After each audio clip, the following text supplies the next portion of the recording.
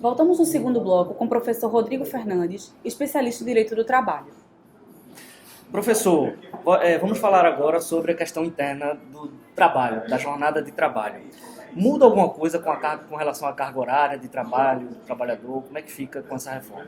Pode mudar sim. Hoje existe uma preocupação muito grande no Brasil, que é com a questão da produtividade. O trabalhador brasileiro, quando você compara ao trabalhador americano, o trabalhador americano produz por 3 trabalhadores brasileiros. Então isso é um dado grave. Mas é claro que isso não se soluciona aumentando jornada de trabalho. Na verdade, aumenta a produtividade, o trabalhador que chega descansado ao trabalho, é o trabalhador que chega, são vários fatores externos ao próprio ambiente de trabalho. É o trabalhador que já chega no trabalho preparado, pronto para trabalhar, ele não tem que aprender antes daquela atividade. Isso é sinônimo de produtividade. Mas, infelizmente, hoje o nosso Congresso está fazendo uma leitura errada. O nosso Congresso está fazendo uma leitura de que aumentar produtividade é sinônimo de aumentar a jornada de trabalho. Algo que eu não entendo assim. Porque quando você mexe em jornada, você tem que tomar muito cuidado, porque é um assunto muito relacionado à saúde. Aumento de jornada de trabalho pode causar um aumento do adoecimento. E também aumenta a distância do trabalhador com seu convívio social. Qualquer mudança relacionada à jornada tem que ser tomada, qualquer medida tem que ser adotada com muita cautela, com muito cuidado. Não de maneira atabalhada como está sendo feito hoje. Mas muda como assim? Hoje em dia, a pessoa trabalha 8 horas por dia, 44 horas semanais, 220 horas mensais, podendo haver até 2 horas extras por dia. Com a nova legislação, vai para 12 horas com 36 horas de descanso, é isso? Essa jornada de 12 horas por 36, ela já existe, só que ela é uma exceção.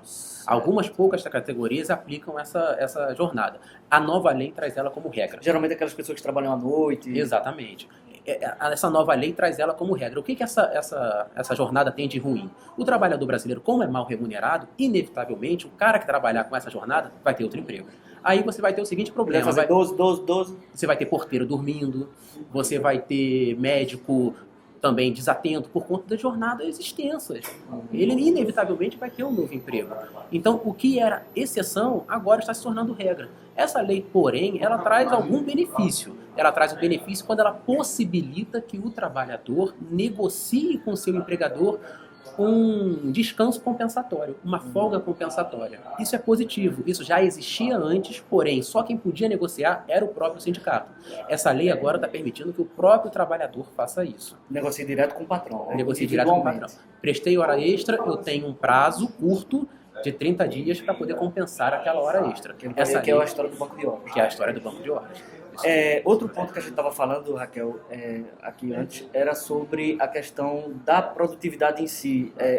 E parece que a nova lei ela traz alguns critérios, tipo, se você não estiver exercendo a função, não é contabilizado como jornada, né? Se você estivesse se vestindo, por exemplo... O deslocamento, conversando dentro do trabalho, você pode ser descontado. Vai ser necessário, inclusive, colocar um fiscal dentro da empresa para poder saber se a pessoa está exercendo a função ou está fazendo outra coisa pessoal. E quais categorias essa nova regra pode se encaixar melhor, né? Porque tem profissões que você consegue se adequar, que você não consegue enxergar uma figura de um fiscal dentro de uma empresa vendo esse tipo de passagem, né? Essa lei está trazendo uma rigidez maior no controle de jornada. O que essa lei está querendo impedir é o trabalhador que chega no trabalho e vai para o banheiro, vai tomar um café, vai retocar maquiagem. Isso tudo não vai mais se computar na jornada. O que ela quer fazer é o seguinte: vai se computar na jornada o tempo efetivamente trabalhado. Quando você olha por esse viés, me parece justo, mas não é. A gente tem que olhar com muito cuidado. A própria aplicação desse dispositivo é complicada, como vocês bem disseram. Vai ter um fiscal lá na frente da porta do banheiro. Exatamente. A lei não responde essa pergunta. Como é que vai ser a fiscalização daquilo? Quando eu for no banheiro, eu vou ter que marcar? E são muitos trabalhadores numa única empresa. Então, quantos fiscais serão necessários? Isso é muito complicado. Agora, essa lei ela é geral. Ela vai bater em todo mundo. As categorias deverão se organizar para cada uma ter a sua regra, através dos seus sindicatos, que aí retoma aquilo que a gente discutiu no primeiro bloco, o fortalecimento das entidades sindicais. Essa lei ela vai valer para todos. As poucas categorias organizadas, elas têm regimes especiais, como, por exemplo, bancário, os professores, eles têm uma regulamentação especial, que são categorias fortes e organizadas. Agora, as que não são, vão cair nessa regra Você vê geral. que o papel do sindicato ele tem uma importância, né? O sindicato tem uma importância, mas ao mesmo tempo foi retirado uma certa autonomia dele a partir do momento até que você impede a contribuição, né? O fim da contribuição, de maneira geral, é visto como algo positivo. Você não pode ser obrigado a contribuir por algo que talvez você não queira. Isso não é um imposto, você é obrigado a contribuir com o Estado. O sindicato não é Estado.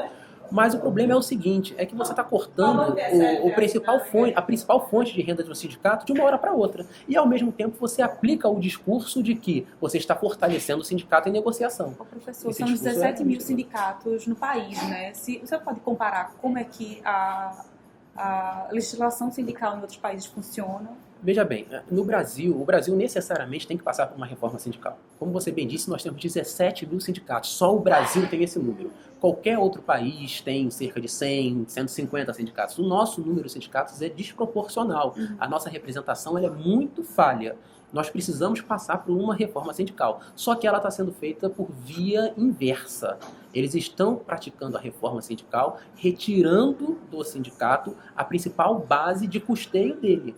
Nós deveríamos fazer uma reforma sindical para cuidar da representatividade através de federações, confederações que reunissem e representassem todos os trabalhadores. Curiosamente, no Brasil, a gente tem até sindicato dos trabalhadores de sindicatos. A gente tem sindicato do trabalhador da indústria têxtil branca. Então você vê que existe uma quantidade exagerada de sindicatos. Nós precisamos de uma reforma. Mas como está hoje, ela chega a ser covarde. Voltando a alguns pontos com relação à jornada.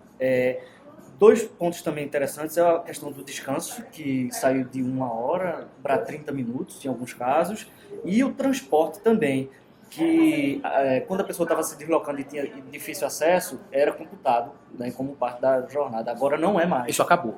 Isso acabou. Isso também é um ponto que vai daquele seu argumento que termina a pessoa ficando mais cansada. E Certamente, porque você tem empresas, principalmente no ramo industrial, que estão instalados em lugares de difícil acesso.